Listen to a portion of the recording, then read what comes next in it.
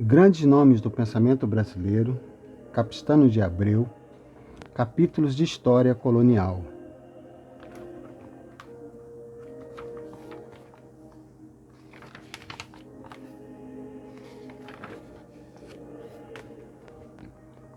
Entretanto, na Europa movia-se o padre Antônio Vieira, grande valido de Dom João IV e um dos maiores escritores da língua.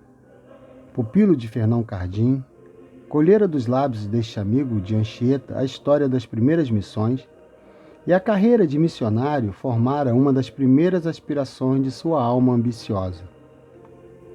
Mandado para o reino, quando se divulgou na Bahia a notícia da independência de Portugal, passara 10 anos em terras europeias por vontade da companhia ou insistência do rei, triunfando na tribuna sagrada, ajudando as mais espinhosas negociações diplomáticas, engenhando combinações financeiras como a da Companhia do Comércio, tão útil na guerra pela libertação de Pernambuco, influindo nos conselhos da coroa, dando ideias e defendendo as próprias ou alheias, estas principalmente com uma abundância de expressões, uma sutileza de raciocínio, um bizantinismo de argumentos, uma fertilidade de distinções verdadeiramente admiráveis. Um dia apareceu-lhe o vácuo de todas estas pompas, invadiu a saudade da primeira infância e da segunda pátria e aspirou missionar no Maranhão. Em setembro de 652, partiram adiante 9 missionários, trazendo por superior o padre Francisco Veloso. 2 destes continuaram a viagem para o Pará, onde fundaram casa.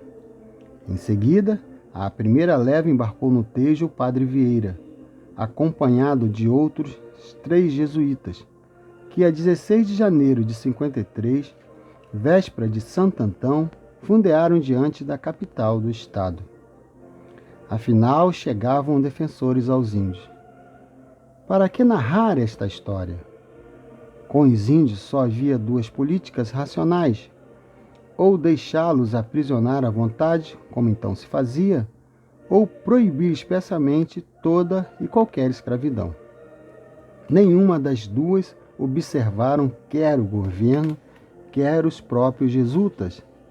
Daí lutas contra os colonos cobiçosos, contra os governadores venais, contra padres e frades simoníacos, contra os legisladores incoerentes e a legislação instável, viagens pelo sertão e rios, travessias do oceano, sermões cáusticos, papéis sediosos, expulsões e exprobações. Em suma, uma série de tumultos trágicos ou burlescos.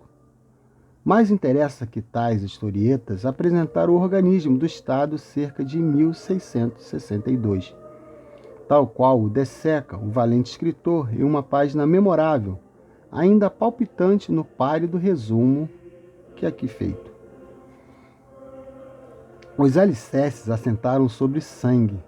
Com sangue se foi amassando e ligando o edifício, as pedras se desfazem, separam e arruinam.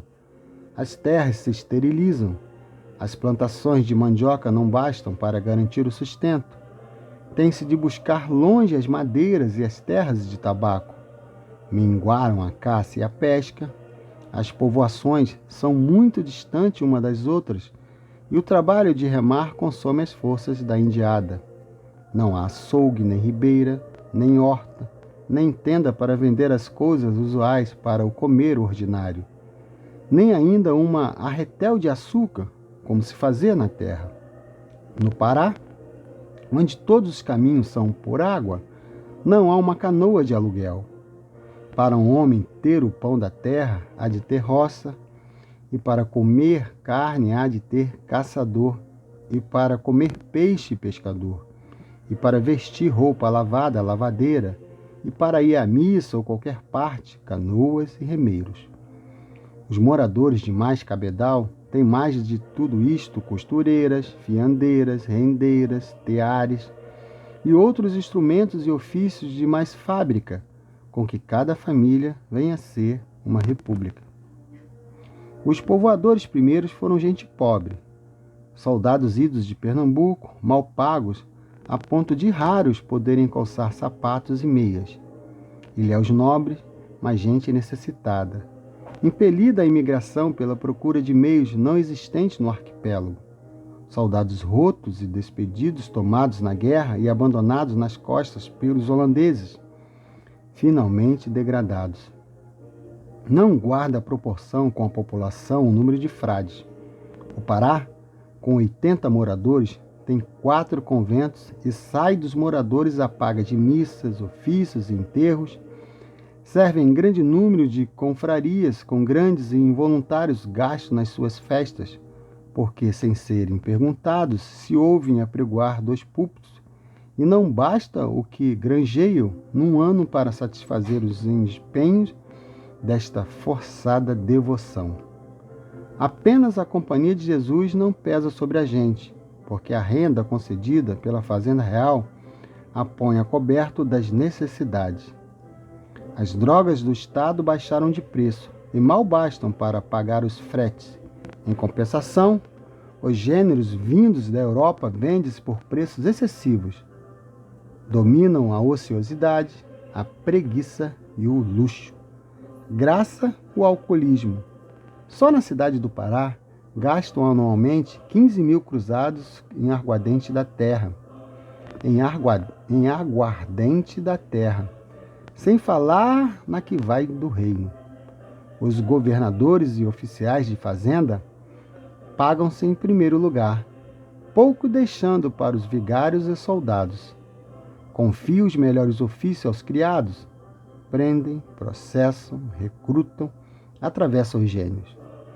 Finalmente os índios, por sua natural fraqueza e pelo ócio, descanso e liberdade em que se criam, não são capazes de aturar por muito tempo o trabalho em que os portugueses os fazem servir, principalmente das canas, engenhos e tabacos, sendo muitos que por esta causa continuamente estão morrendo.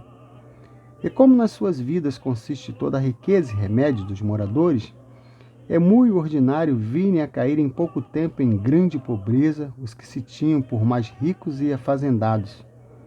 Porque a fazenda não consiste nas terras que são comuns, senão nos frutos da indústria com que cada um as fabrica e de que são os únicos instrumentos os braços dos índios. Até aqui Antônio Vieira, com esta vívida descrição da economia naturista. Grandes nomes do pensamento brasileiro. Capistrano de Abreu. Capítulos de História Colonial.